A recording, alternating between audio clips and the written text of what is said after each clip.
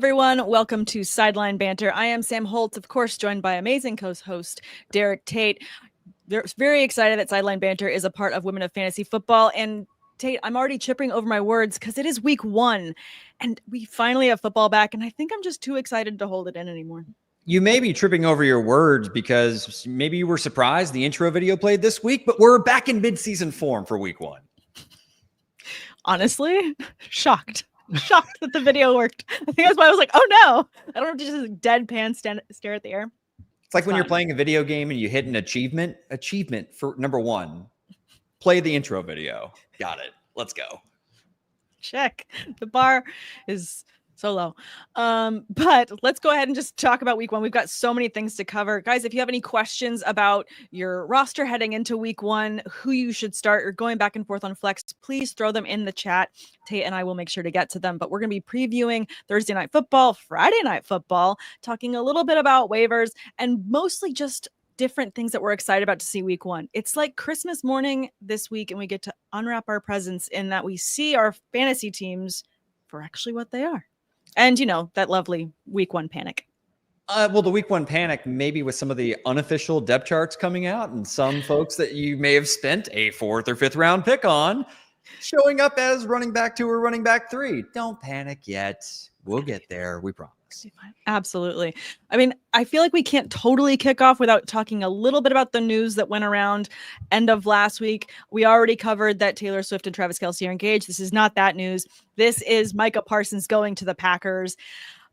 So much shock there. We're obviously going to be covering the Cowboys in Thursday Night Football. So I want to talk about the Packers first. Tate, looking at this team now going into the rest of this season, it's no surprise that there's a lot of favorites for Packers going to the Super Bowl. That's the natural reaction. Yeah. Green Bay Packers, two seasons ago, they pushed the San Francisco 49ers to the brink in the NFC divisional round. Yes, last year they got walloped and Jordan Love looked terrible in the wild card loss to the Philadelphia Eagles, who went on to win the Super Bowl. But they still made the playoffs. And even though Jordan Love was in and out of the lineup dealing with injuries for the majority of the season, they still made the playoffs in a loaded NFC North. Look, they ranked 16th last year in pressure rate. 16th at 22.1. Guess who ranked first? Who? The Dallas Cowboys at 30.1. Why do you think that is, Sam? Is it who is Micah Parsons? That is correct. Okay. And yes. We didn't do a daily double, but anyway, double it.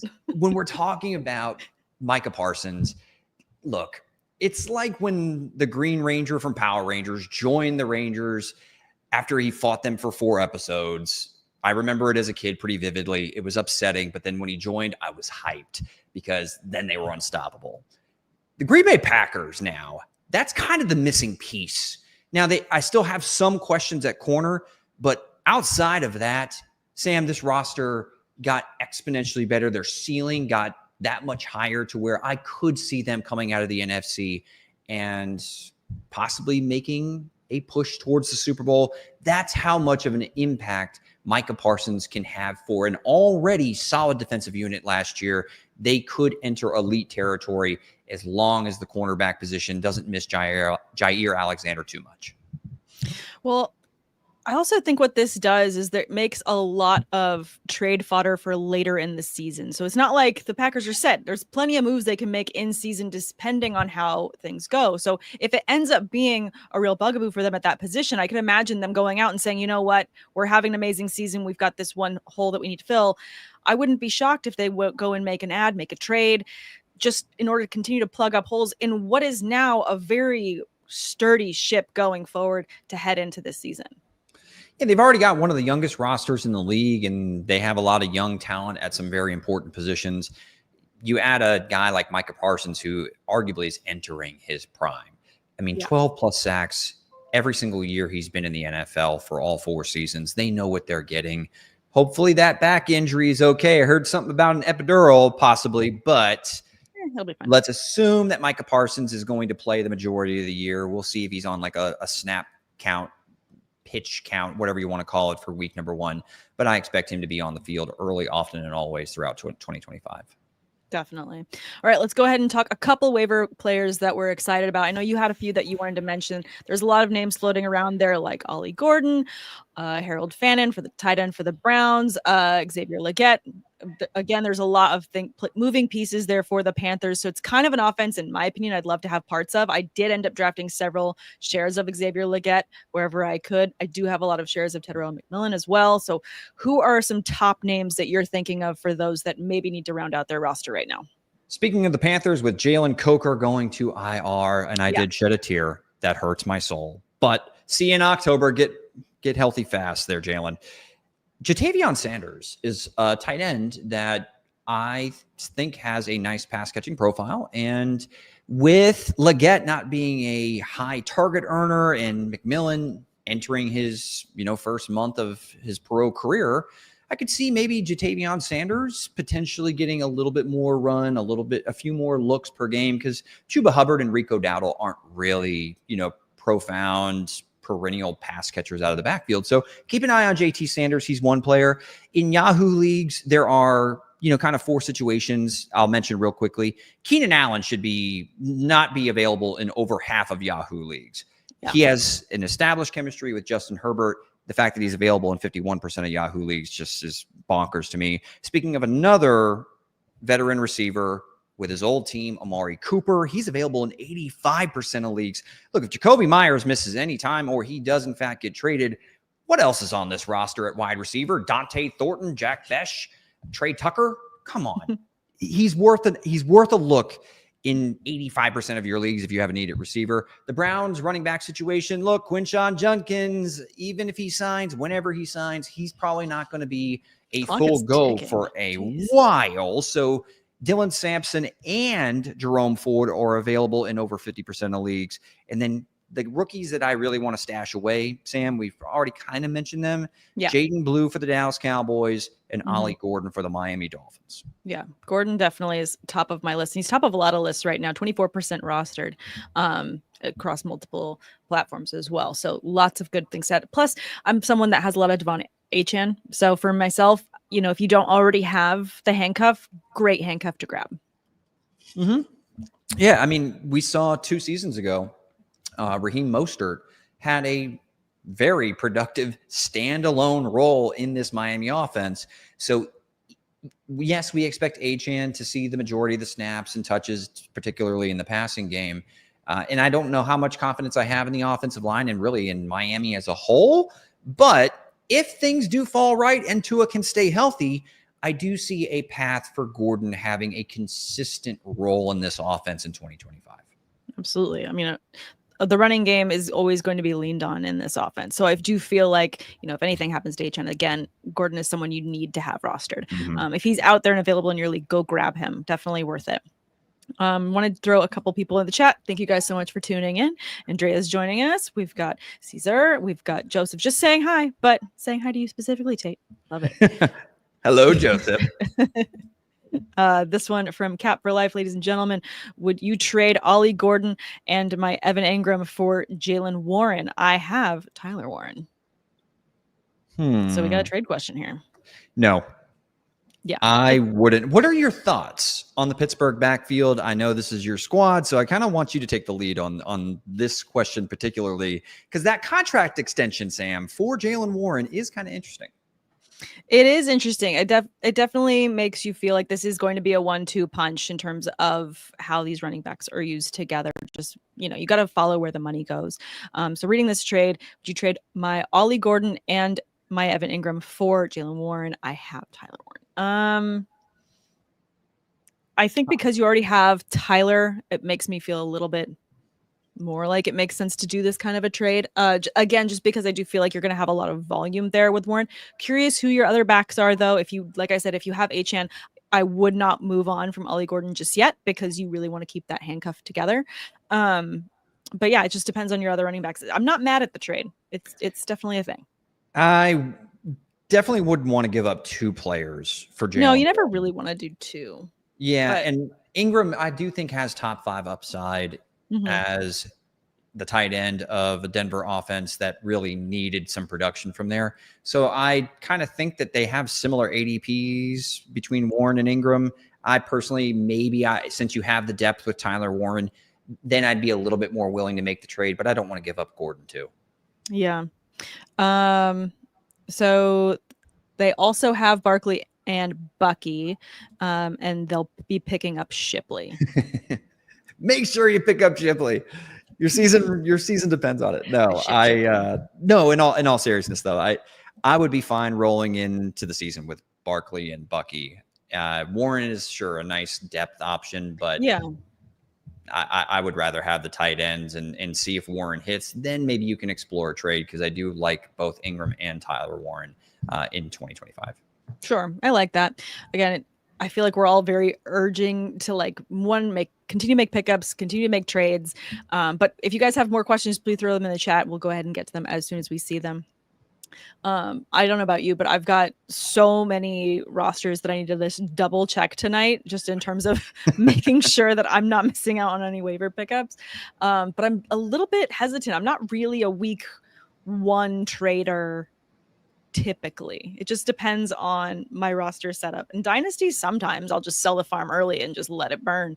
But I mean, for everything else, I like to hold on to what I just got. I'm too excited.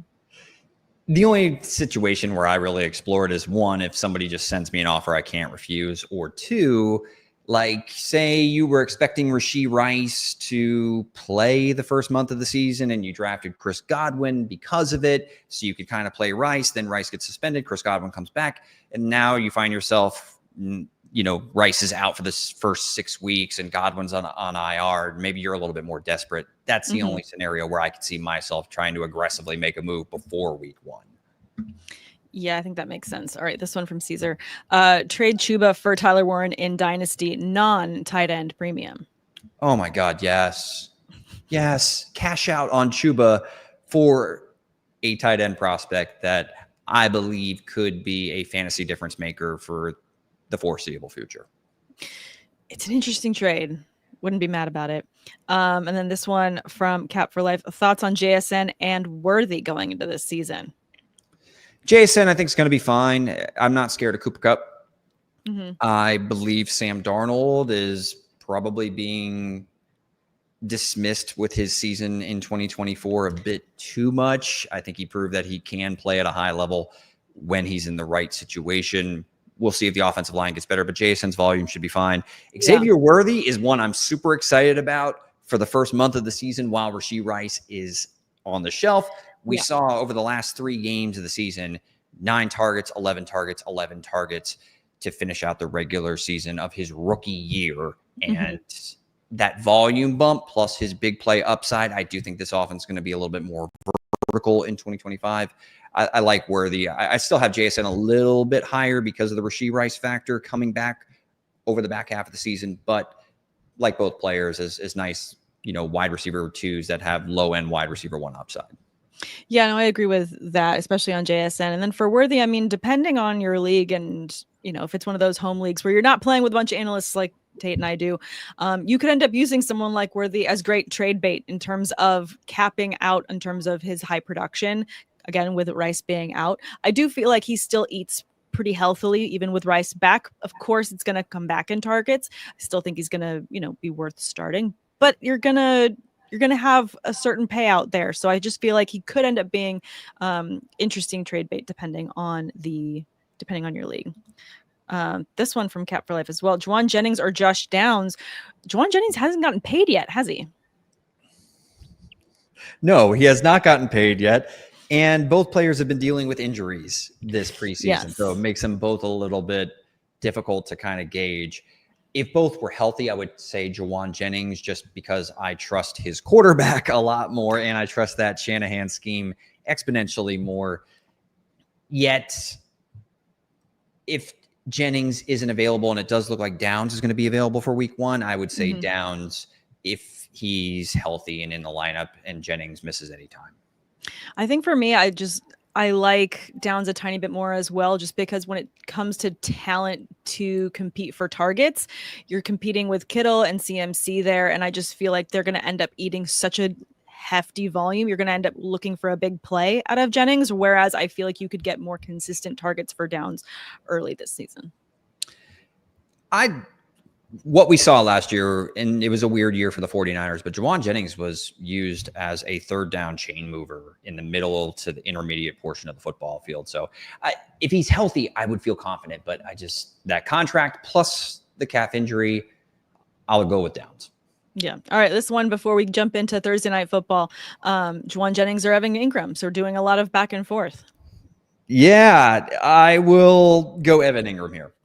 No injury risk right at this time, no contract risk for Evan Ingram at this time. And we've seen tight ends in the past be very productive in a Sean Payton scheme. So I'll go Evan Ingram. I like that. Yeah, the Sean Payton is what kind of tilts it for me as well. I'm really excited to see what he does in this offense. Again, more unpacking of our Christmas presents. What are these players going to look like in these offenses? Ingram there with the Broncos is going to be interesting as well. Let's talk about Thursday Night Football. We kind of teed it up a little bit talking about the Parsons trade. Now we got to talk about how these players are going to eat and survive going into Thursday Night Football.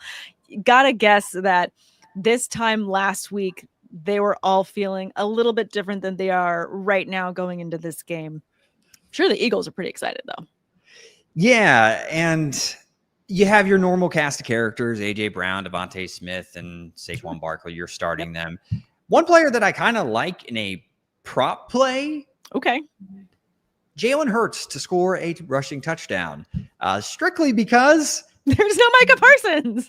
No Micah Parsons, 1. 2, the NFL tried to outlaw the tush push this offseason. At least some of the NFL did. They failed. Doesn't that feel like Nick Sirianni is petty enough to go ahead and when he gets even to the 2-yard line, hey, we're going to run the tush push to get in just to kind of stick it to everybody that tried to basically ban this play from our playbook. 1,000%. I love that play. Oh my God. Like, I mean, I will take Sirianni being petty for 100, for 1,000, Alex, please. Like, just absolutely. No, I love that. There's a lot of, I kind of want to just like make a whole list of parlay plays on pettiness going into this weekend. Cause there's a lot of divisional matchups that are very tough. And so I could see some fun things happening. A new segment, Petty Parlays of the Week. Petty Parlay of the Week. Hey, I'm not mad about it. That's going right to the top. Petty Parlay of the Week is Jalen Hurts with the tush push touchdown just to stick it to the rest of the NFL and especially the Cowboys, given that they don't have Parsons to defend it. So, and then when you're flipping over to the Cowboys without Micah Parsons, I believe this Dallas defense is not going to have many answers for what Philly wants to do offensively, which probably leads to a negative game script throughout the majority of this for Dallas, which is why right now on parlay plays, which we'll get into that a little bit later, but there is a line of 36.5 passing attempts for Dak Prescott. I'm taking the over on that because I believe they are willing to put the ball in Dak's hands. I don't know how effective Javonte Williams is going to be in the running game.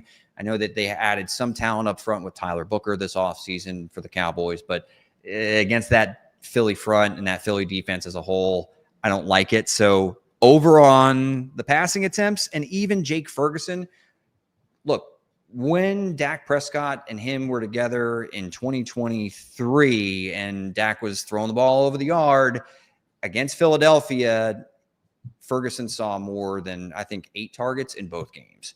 Yeah. So Jake Ferguson over 5.5 targets and Dak Prescott over in his pass attempts. Yeah, no, I like that. I mean, again, we're talking about week 1 starts. If you drafted any of the names you already mentioned, Saquon, Devonta Smith, AJ Brown, CeeDee Lamb, you're starting all of them. I think players like George Pickens are a little bit more divisive in terms of how you're starting them. This is definitely a matchup that I would start him again because Parsons being out. I do feel like this is going to be a high volume game. And like what you just said in terms of taking the over on Prescott for the passing, 100% love that. In order to do that, he's going to need someone like Pickens. It's going to be able to, quickly get downfield and get available and open. Yeah, we'll see the efficiency against like Quinyon Mitchell and Cooper DeJean and some of the other young talent on that Eagles secondary, but the volume should be there. And I still think Pickens is going to be probably the second highest target earner behind CeeDee Lamb in week 1. Definitely. Is there also a parlay on how soon a fight breaks out? Ooh, no, I didn't see anything. in terms of petty parlays of the week, that would be a good one. This would definitely be a game where I'd take the over on the upside of there being a fight. All right, but who's going to take the win this week in Thursday Night Football? Oh, Eagles. Okay, I had to ask. You gotta ask. You gotta check the box. Eagles, not by 1,000, but by a margin that I think is going to make us excited that football is back. I feel like this is going to be, it's not going to be a low-scoring game. This is going to be what makes people hyped going into the weekend. I think it's a 2-score game. I think the Eagles win by 10. I like that. All right, let's jump into Friday Night Football because week 1 is starting off with a bang, and we've got Friday Night Football as well. I forgot and remembered, and I got really excited. But yeah, so we've got Chiefs technically at Chargers in Brazil. Lots of fun things to look at in this offense as well. Like you mentioned, we're already missing Rashee Rice there for the Chiefs, so really excited about Xavier Worthy going into this matchup. But I want to talk a little bit about Travis Kelce. He does really well in primetime games, and this is a big stage. This is week 1. He's not someone that, topped the top 3 tier for tight ends, but we talked a little bit about him last week in our tight end look in on the Smash or Pass. If you're someone that waited on tight end and grabbed Travis Kelce, I think you should be really excited about starting him this week. You're going to start him because this is a great spot. Kelce kind of coming off of an embarrassing Super Bowl where I actually thought he played well below his normal standard, and coming off of a year where, again, for a third straight year, his numbers kind of dipped a little bit, starting to look like a 35-year-old tight end. I think that this is potentially a reminder type of game where Kelce they make it a point to get him the football, a point to prove that he can still do it at the highest level. And like you said, having it on the national stage, everybody always pays attention to the Chiefs. And even maybe like a late engagement gift from Patrick Mahomes to Travis Kelce. I like that. I wouldn't be mad at taking the over on Travis's touchdowns for that exact reason, because these guys are best friends. The way that they play speaks volumes of it as well. And I just think that, Chiefs in primetime, you can't get mad at in terms of going over in terms of points. So lots of excitement there. Guys, again, if you have more questions in the chat on who you're starting this week, make sure you're setting your lineups early because we do have these 2 early primetime games. I really want to talk about the Chargers, though, because Omarion Hampton is someone that I have been targeting a lot of drafts, been sniped and didn't grab, but I have a couple shares. I have a couple precious shares of Omarion Hampton, and I am very excited to see what he looks like. So please tell me I can go into this matchup even more excited because he's going to do well against this defense. Just, if not, lie to me so that I feel excited. I can lie to you about it. Sure. He's going to have a breakout game with 100+ yards and 2 rushing scores. Oh, wait, the Kansas City Chiefs don't give up 100-yard rushers. So don't panic after week 1 is the takeaway early. Are we just predicting that we're going to have a week 1 panic about him? No week 1 panic. No, I don't believe that. Hampton, their identity is still running the football. I still think he's going to see plenty of work in week number 1. I think he'll flash some of that ability that gets us so excited. It's just, are the Chargers going to fall behind against Kansas City? Is that defense going to have an encore performance where they were the league's top scoring defense last year and they were outstanding? But do we really believe that they are going to repeat that level of production? I have some questions about that. And certainly I do think that Kansas City wants to make a statement after getting embarrassed on the Super Bowl stage. So I kind of wonder if the negative game script is something that could affect Hampton in week 1. I could see that, but someone it's not going to affect would have to be Ladd McConkey. Oh yeah. I mean, Ladd's going to do his thing, and Keenan Allen, again, I'm going to pound the table here that I get it. He's old, and in fantasy circles, he's probably boring. He's coming off of a bad year and he's over the age of 30, which means he's a relic and everybody's writing him off. Guess what? Keenan Allen can still really play, and he's already proved that he can produce at a high level with Justin Herbert. So I like Ladd and Keenan Allen in this game. All right. So who's going to take the win? It feels like you're leaning Chiefs, and I'm kind of leaning Chiefs to take the win in this one as well. Yeah, I'm leaning Kansas City. I don't see them losing to start the year after how last season ended. Yeah. I mean, hell, I would love a little surprise if they did, but I feel like it's going to be the Chiefs as well. So we're both picking Eagles and Chiefs going into Thursday and Friday Night Football. And of course, I didn't want to walk away from this week. I think it'd be really fun if we're consistent and giving some biased takes about our teams going into each week. So I wanted to kick it off with that. Obviously, if you guys don't know, or you're not already aware, I'm a Steelers fan. You know, it is what it is. We're trying to be positive going into this season, but I am excited that we're taking on the Jets. It's going to be a really interesting matchup. Not excited that it's going to be at MetLife Stadium where, people leave ankles and kneecaps and Achilles tendons. So not really excited about this field, but I am excited to see, again, what our offense is going to look like. I really do want to see multiple 2 tight end sets. Really excited to see the back and forth between our 2 running backs. Right. And also, I just want to see one deep pass to DK Metcalf. That's all I want. Like, I have a very small shopping list of what I want to see out of my team. 1 being a win, but 2, I just want to check a couple boxes of like, how do these little pieces fit together? Because I have no idea how it's going to shake out based on this offseason. I'm worried about Metcalf and which corner he's playing in week number 1. It makes me a little bit nervous, and I don't know if we get, Calvin Austin or Roman Wilson or another pass catcher emerging. But Aaron Glenn, I think, has some nice defensive pieces, but I do think that they have the advantage at quarterback. I'm really fascinated to see what the touch count is going to look like out of this Jets backfield. There's been whispers about Breece Hall being maybe traded, Braylon Allen splitting basically the starters reps throughout the preseason with Breece Hall. So yeah, in this game, I see it being low scoring, Sam. I'm sorry. I don't think you're going to see a big air show for DK Metcalf in his Steelers debut.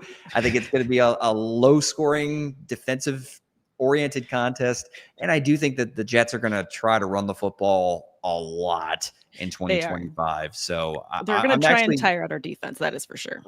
Yeah, no, I'm going with Braylon Allen over 28.5 rushing yards. I think that's very reasonable given I see a path where in a low scoring game, maybe he sees over 10 carries, and I think he's going to average over 2 yards per carry. So I like that parlay, but everything else, I'm kind of thinking about taking the unders.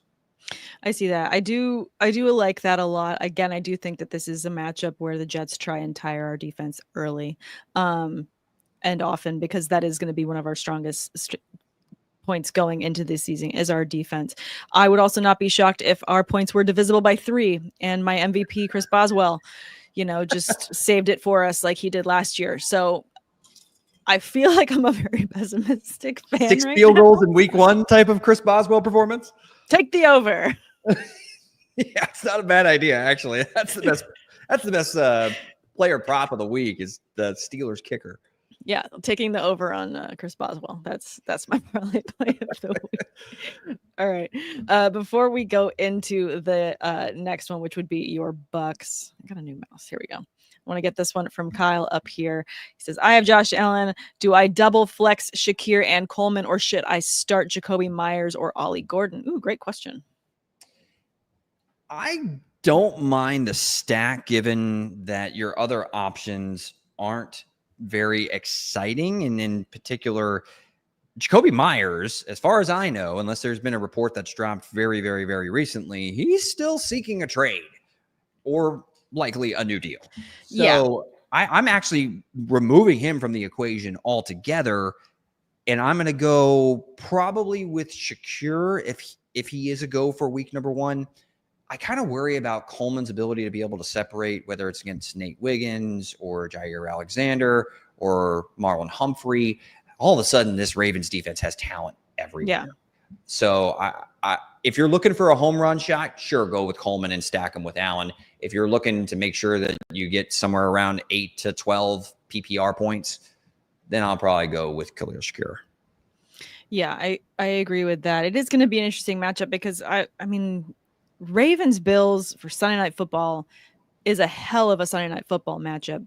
My big question about Josh Allen and the Bills going into the season is, are they going to learn from their mistakes of last year? And what I mean by that is, does Josh Allen have to carry this team, or can he lean on those that were just mentioned in this flex question with Shakir and Coleman to get the job done? I feel like in order for the Bills to make the next step, they've got to move on from leaning on Josh to do absolutely everything. So I feel like this could be an interesting matchup if they fall behind at all for Josh to air it out. Yeah, and that's what kind of makes me a little bit nervous because James Cook, who, wasn't with the team for a good chunk of the offseason, or at least wasn't practicing while he was holding out for a new deal. Yeah, they got the deal done, but his usage is kind of weird. And specifically games with negative game scripts, he really doesn't see a high volume of rushing work and rushing attempts. They actually sneak Ty Johnson on the field more often than not.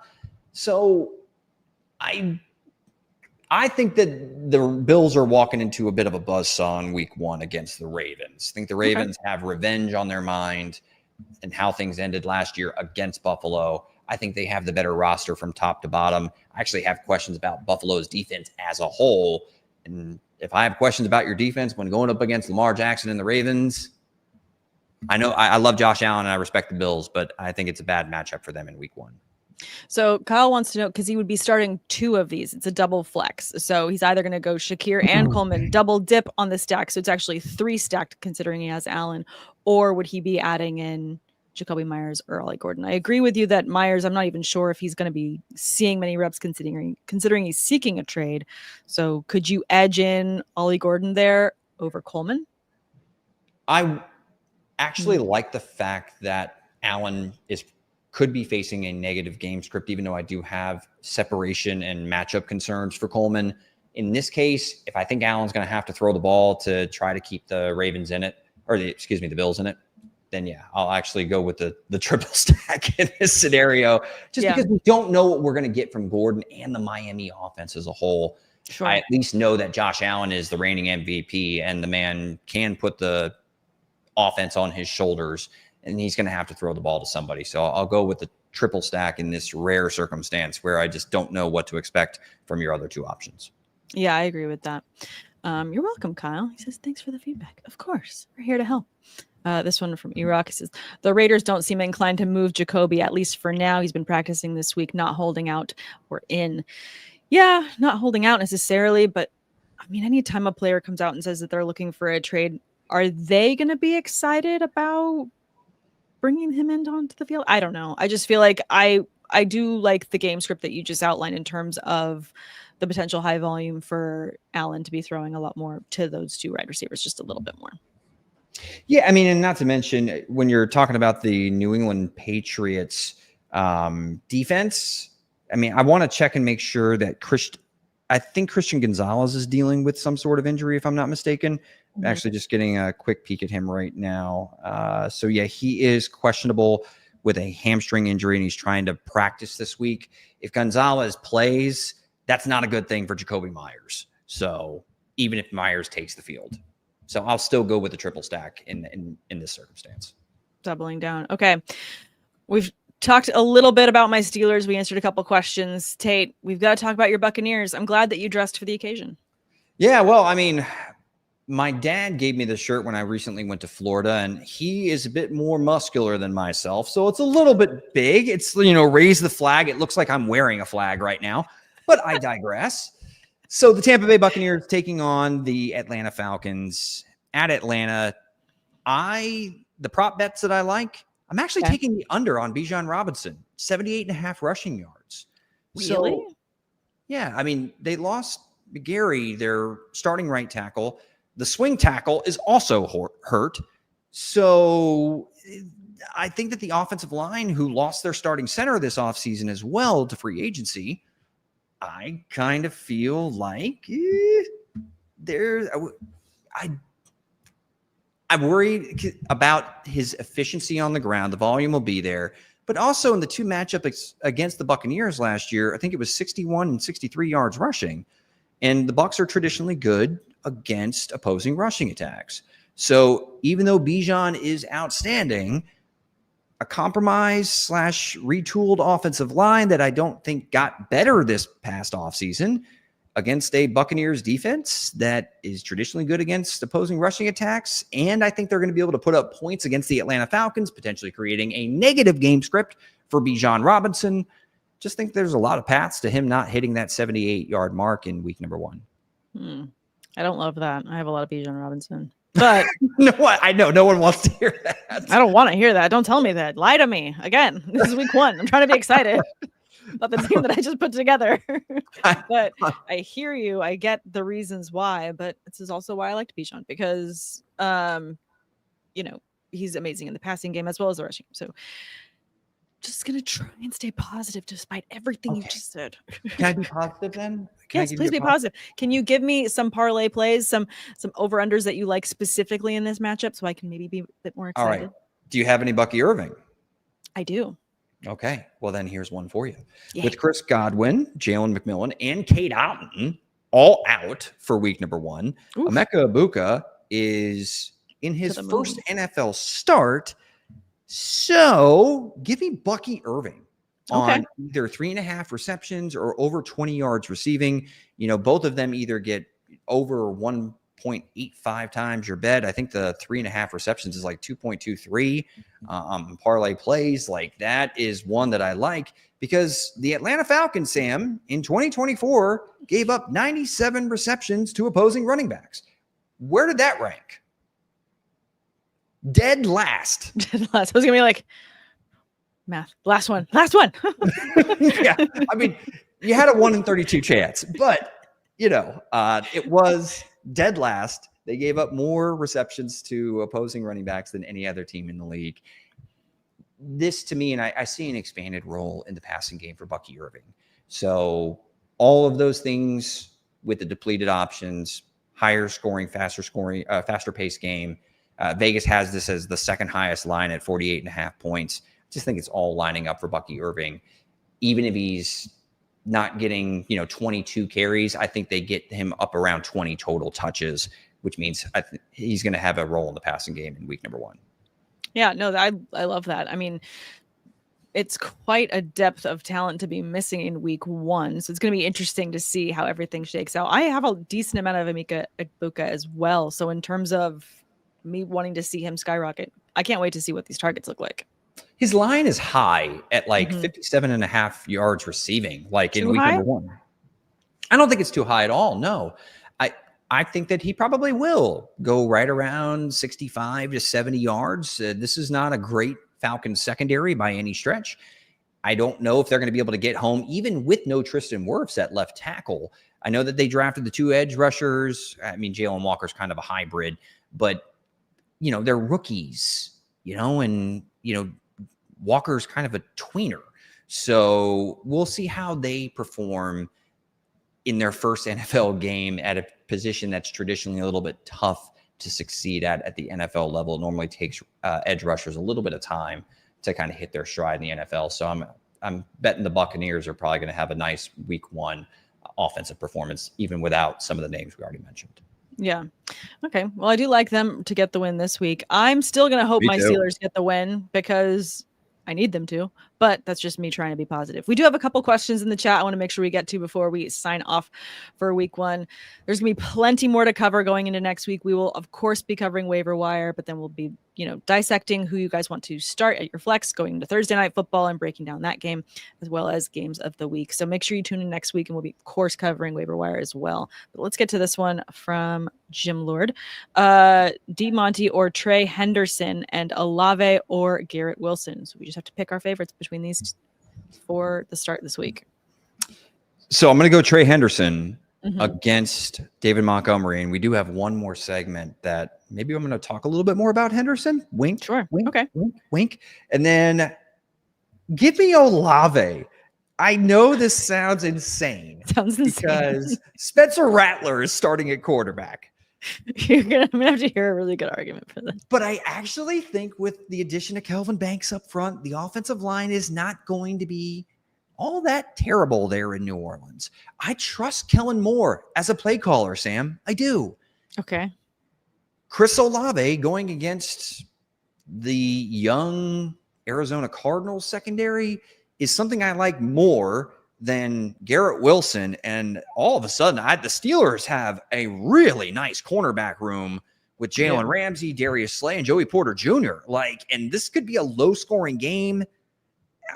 I'm going to go with Olave. I just like the potential for him to be able, and their offense to be able to generate more production and just first downs and staying on the field than the New York Jets against the stingy Steelers defense. I mean, of course, I'm not going to be mad at any compliments you paid on my Steelers. So that's one thing. But that being said, I mean, right now, looking at Fantasy Life projections, Garrett Wilson is projected to have in PPR 12.4 fantasy points to Chris Olave's scrolling down 11.1. It's not a huge point difference, 12 to 11 with, you know, some decimals there in between.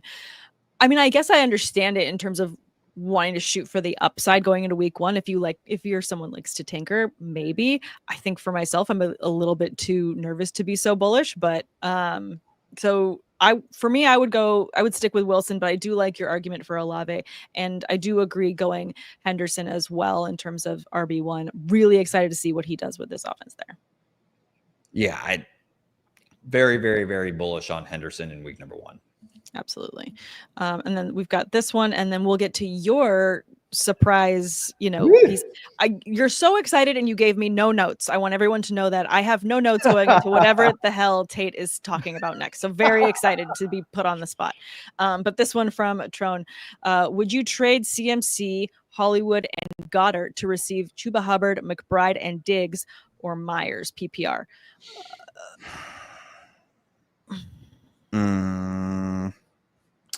I want to say no. McBride is great, but I don't know. With so few healthy players for the Niners as well, CMC is going to have to perform early this season and well. I just don't love Goddard on that other side of the trade, though. Like, that really hinders it for me. It's hard because I think the best player in this trade is CMC. So you're giving away the best piece. Ask right? for more. Yeah, and you're taking, nickels on the dime in some sense, but Trey McBride's a pretty darn good piece to get back. And I do think he's a significant upgrade over Goddard. Chuba, it depends if you're deep at running back and you're okay with Hubbard being your running back 3. Okay, but I probably wouldn't do it. But it also, Goddard's dinged up and may not even play this week. So it's closer than I thought when I first looked at it. Yeah. Close, but it's still week 1 and I'm still too nervous. You could pick up a tight end off waivers that I think is going to get you a start and be decent rather than have to sell the farm just for McBride. Because to me, that's where I'm looking at the weight between these trades. It's CMC versus McBride with a couple other parts and pieces. If someone really wants CMC from you, they'll offer you more flat out, especially after week 1, if they have a panic. Yeah, I would try to get a little bit more. I agree with you there. If you're giving away CMC, make them pay top dollar. Make it hurt. Yeah, make it hurt them permanently. Yeah.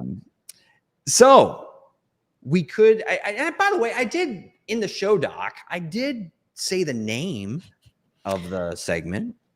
E-Rock saying Goddard is playing, but I'm keeping CMC. Yes, you should keep CMC. Yeah. Well, that's true. Okay, there we go. You did tell me what we're talking about. You want to talk about, this is your Tater's parlay of the day. This is not our petty parlays, which I'm still really excited about that being a bit. I can't believe that even got mentioned. It's so perfect. But yes, your Tater's parlay of the day. I want to hear it. You teach me so much about parlays every season, so please tell me. The Tater parlay of the day. I've been watching too much Sesame Street. So let's count them, though. It's more Kronk. We got a Emperor's New Groove, but okay. 2, 3-leg parlay for week number 1. And I'm going to start it with Broncos rookie running back, RJ Harvey. Oh, no. He was named as the second running back on the depth chart behind J.K. Dobbins. Look, I have him going over 24 yards receiving against the Tennessee Titans. Do we remember once upon a time a rookie running back in a Sean Payton offense caught 4 passes and saw 63% of the snaps in his NFL debut working alongside Mark Ingram and Adrian Peterson, who were named co-starters? That was Alvin Kamara. I was going to say, does it rhyme with Shamara? Yeah, you're really good at this.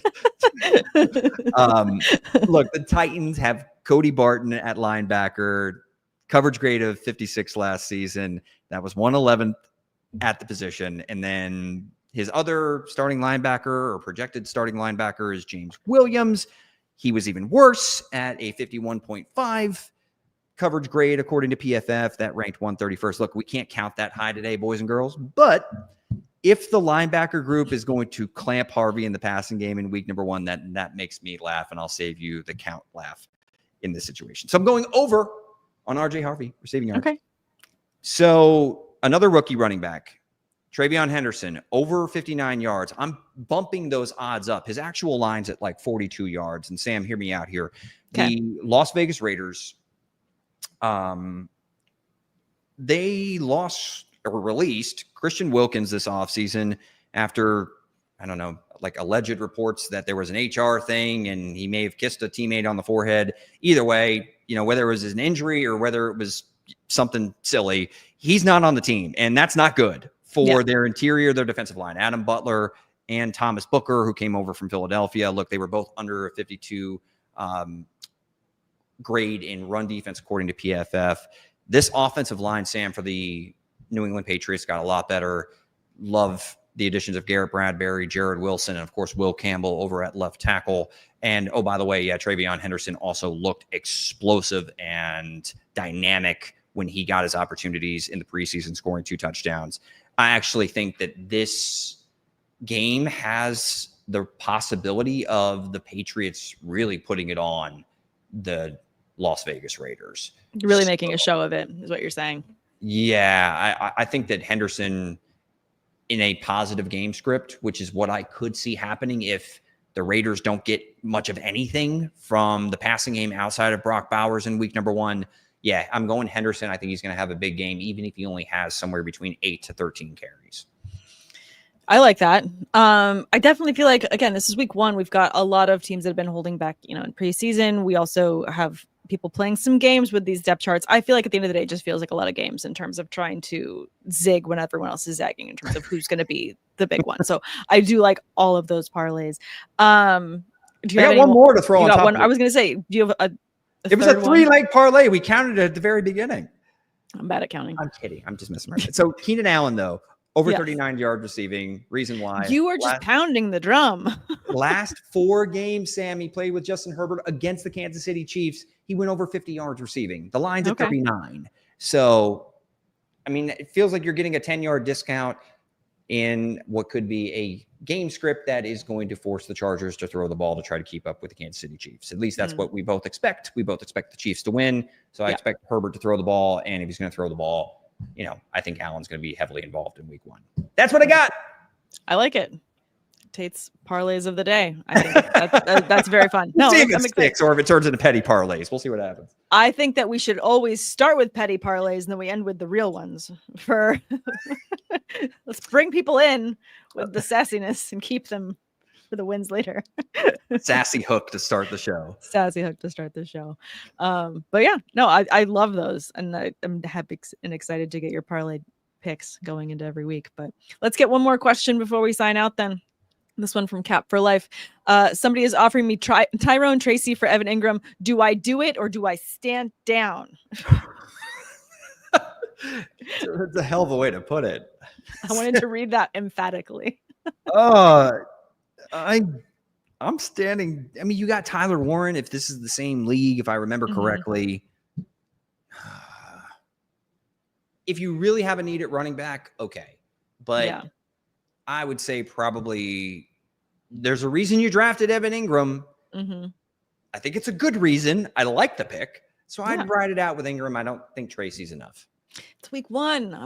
I would think stand down, hold strong. We want to see what Ingram looks like going into this week. And yes, you could be capitalizing. They could be capitalizing off of this if you do make the trade. I do like Tracy going into this season as well. But yeah, it really depends on if you're hurting for running back depth right now. But if you're making this trade, are you even going to be starting Tracy week 1? I would imagine that you're not.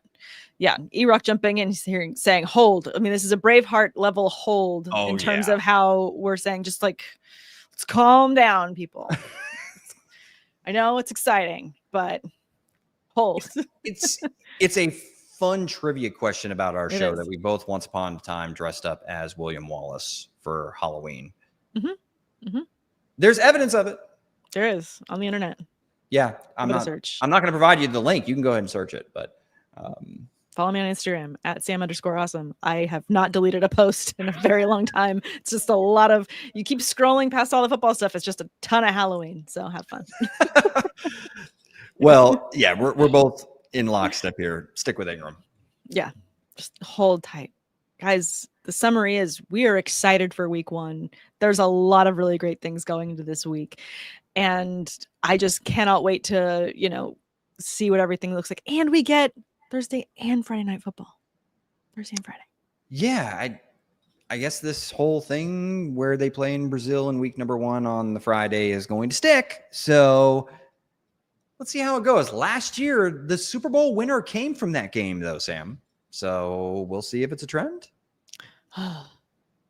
Yeah. Don't need it to be the Chiefs, though. It'd be more fun if it was the Chargers. I know. Which is like, it makes me almost sad even saying that. I'm like, please don't become a thing where the Chiefs win the damn Super Bowl and then everybody's talking about who's the game going to be in Brazil, who predicts the Super Bowl winner. Like, yeah. I know. Oh, my God. All right. Well, thank you guys all so much for tuning in. This one from Iraq saying that hopefully the field conditions are better in Brazil. God, yes. Yeah. Yeah. Let's all just say the same thing. Let's all hold hands across the internet right now and just say, let's pray for no injuries in week 1. No injuries in week 1. Come on. We got to do it. At MetLife or in Brazil. Yeah. No. Amen to that. Tate, tell everyone where they can find you. You can find me on X, formerly known as Twitter, at Derek Tate NFL. You guys can find me on X at Samantha R. Holt. And like I said, if you want to follow me on Instagram, Sam_awesome, make sure you go and check out fantasylife.com. Plenty of amazing tools over there. I love to make the graphics for them over there. Plenty of fun graphics coming your way going into this season. And thank you so much for tuning into us over on Women of Fantasy Football channel. So appreciate them for having us on. And till next time, we will see you heading into week 2.